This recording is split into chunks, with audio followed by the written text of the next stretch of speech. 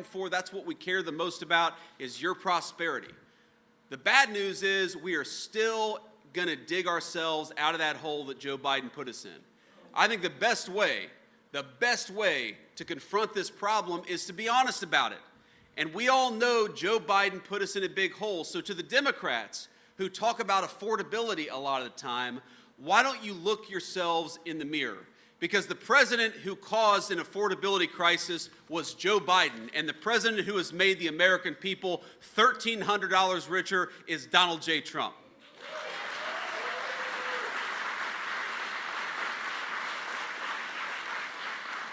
We got all these things we could talk about. We could talk about the fact that we have homicides in this country at the lowest level that they have been in 125 years.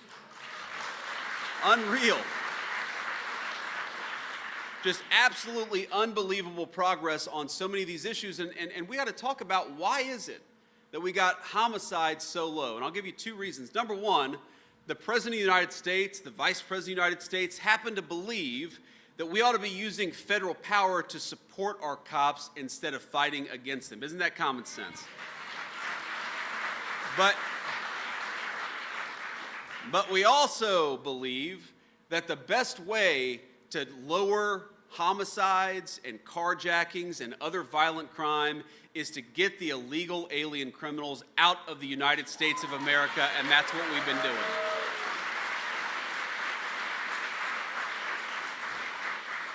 And I just can't get over the fact that Democrats are so passionate about defending the rights of illegal aliens over American citizens. It is the one thing that will get the Democrats really fired up.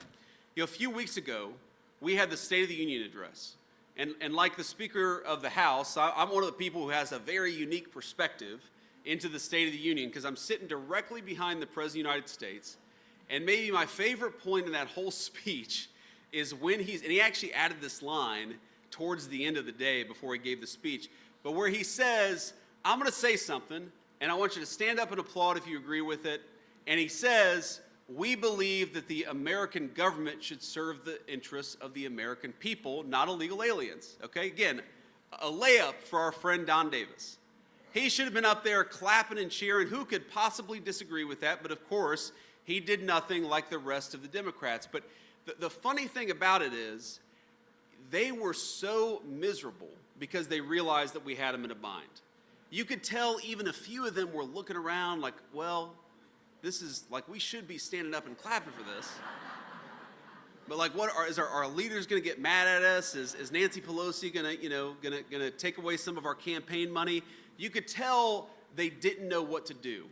And that's maybe the biggest indictment of the modern Democratic Party. We talk about all these policies that you and I care about. We talk about lowering taxes on Social Security, about putting more money in your pocket. We talk about bringing tons of resources into this country to rebuild the American economy. Public safety, all this stuff matters. But the thing that maybe matters way more than any single issue is that Democratic leadership in Washington, D.C., they cannot stand up for the simple principle that they fight for you and not an illegal alien. They can't stand up and clap for the fact that we're going to go to war on fraud in this country like we've never done, instead of taking your hard-earned money and giving it to people who don't deserve it. The entire Democratic Party, all of these policy disagreements, all of that stuff doesn't matter compared to the fact that they don't see themselves as your advocates, and Republicans, we do. Now, I'm not saying that's true of the Democrats all across our country. I think there are a lot of Democrats like my mama and papa were Democrats, conservative Democrats who love their country. But the Democrats that we have in Washington, D.C., they are a different breed. And we cannot fool ourselves that something has gone fundamentally wrong in that party. Their reason for existing is to fight for fraud, to fight for corruption, and to fight for people who have no right to be in this country. And Michael Whatley and Lori Buckout, their reason for being is to fight for you, and that's why we're here today.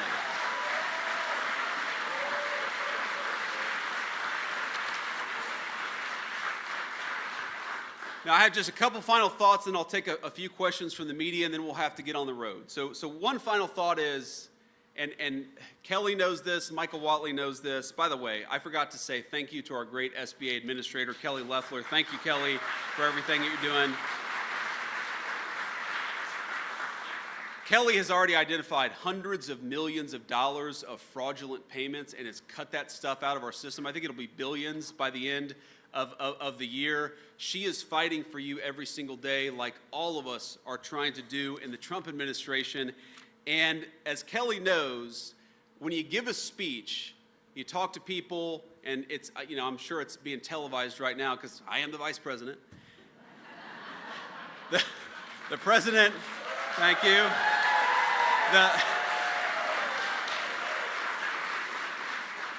But the president always called me, and he'll always say, like, she talked about coal earlier. I've talked so many times about ending the war on coal. We've got great coal resources. And I'll come off stage and think I did a great job, and the president will call me and say, JD, did a great job, great speech, but it's not coal. It's clean, beautiful coal. So for the president, you got to know, his strong political advice is it's not coal anymore. It is clean, beautiful coal.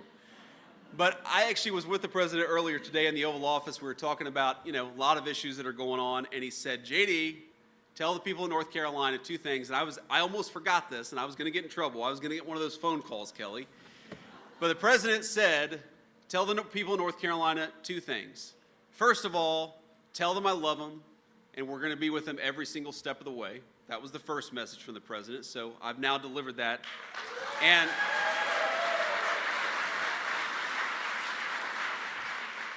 And tell them that their great furniture industry, all the cabinetry, the beautiful craftsmanship that this region of our country was known for, tell them that we are going to fight for that industry like never before. And if you're building something, if you're building a furniture facility, a furniture business right here in the state of North Carolina, we're going to cut your taxes. But if you're trying to bring in foreign furniture to undercut the jobs of the people of North Carolina, we're going to raise your taxes by 50%. We're going to put a big fat tariff on those foreign companies bringing that stuff into the United States.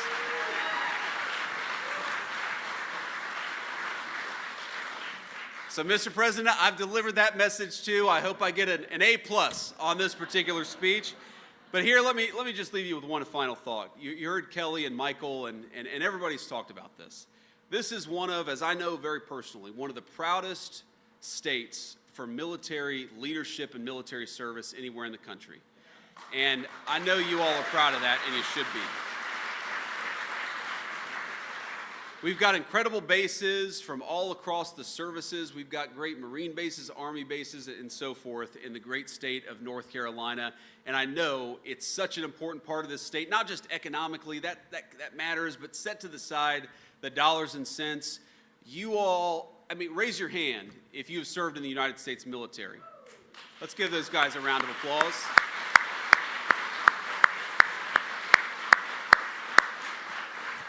So thank you to all of our veterans, a pretty good chunk of veterans just here in this audience. But here's the thing.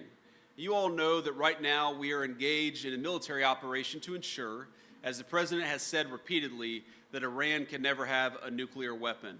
That is a simple principle and standard. Frankly, every president said that they believed it. Donald J. Trump has taken affirmative steps to ensure that Iran can never have a nuclear weapon.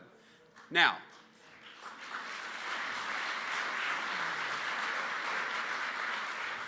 but we also know that there are a lot of people from the state of North Carolina who are in harm's way right now.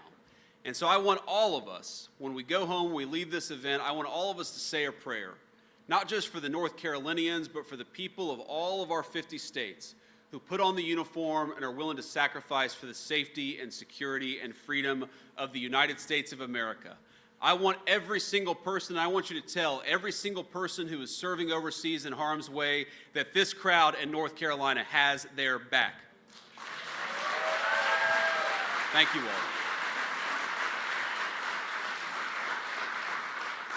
So with that, let me take a few questions from our media, and then I'll have to hit the road here. I'd like to start with the local reporters. We'll get time to the national folks if we got it.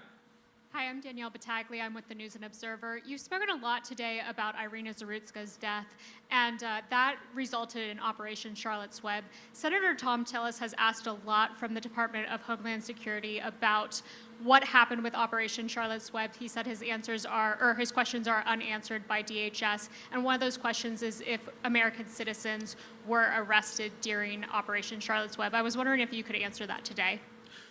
Well, look, Operation Charlotte's Web is fundamentally an operation to try to make our country safe by getting violent criminals off the streets of the United States of America. Now, I was not aware that Tom Tillis, who's a friend of mine, he and I have had our disagreements, but Tom Tillis and I know each other. I'll go back and offer to speak with Tom about this. I didn't know that he said his questions had been unanswered by DHS. Now, that may be because he asked those questions a week ago and they haven't had time to answer them. You may have seen we've had a little bit of turnover in the Department of Homeland Security. But what I do promise Tom is that the new leadership at DHS is going to get him a response to his questions. But we're going to keep on using the Department of Homeland Security to do the very simple thing of making the homeland more secure. That's why it exists, and we're going to keep on doing that.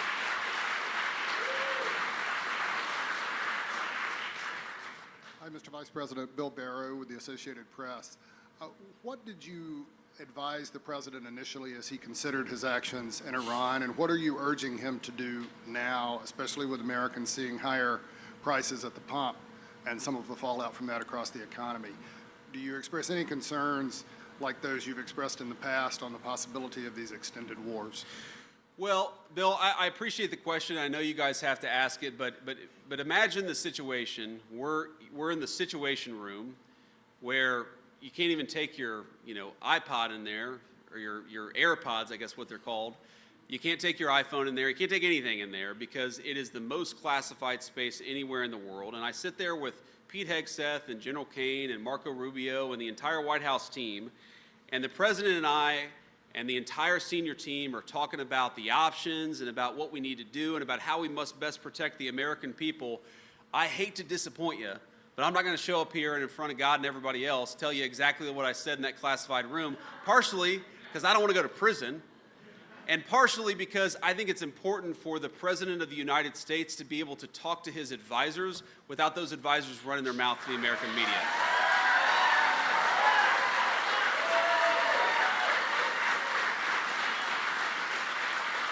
Thank you all. Now that said, one thing I can promise you is that Chris Wright, our great Secretary of Energy, and Scott Bessent, our Secretary of the Treasury, have been running the administration's response to the economic element of this. Because we know, obviously, when the president takes action to make sure the American people are safe, we've got to do everything that we can to deal with the consequences of that economically. And it's not just oil. There's a whole host of things that we're focused on in the administration to try to ensure that we do the right thing by the American people. What the president has said very clearly is that he does not like higher oil prices, and neither do I, but he also believes that we're going to make the American people safer and that we're going to bring those prices at the pump back down to the levels they need to be for the American people. Now, here's the interesting thing.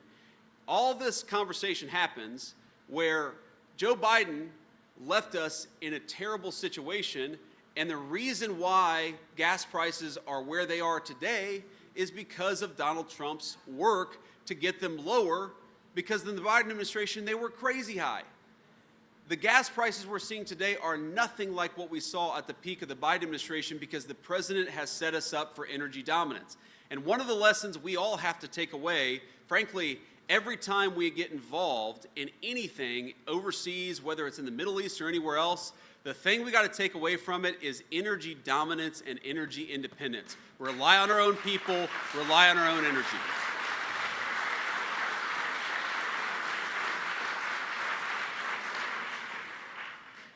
Thank you. I'm Dina with CBS 17 right over in Raleigh. Eastern North Carolina, Western North Carolina, two communities that have been really, really impacted by disasters. Sure. Hurricanes over in Eastern North Carolina, they happened a decade ago. Western North Carolina still dealing with Hurricane Helene recovery. We heard from Governor Josh Stein several times that North Carolina has only gotten a fraction of what other states have gotten in federal funding for recovery for both communities. Can you talk a little bit about what your administration is doing to help the people that are still out of their houses, still not having businesses the same? Yeah. So one of the things I love about Michael Whatley is, look, he obviously is a Republican.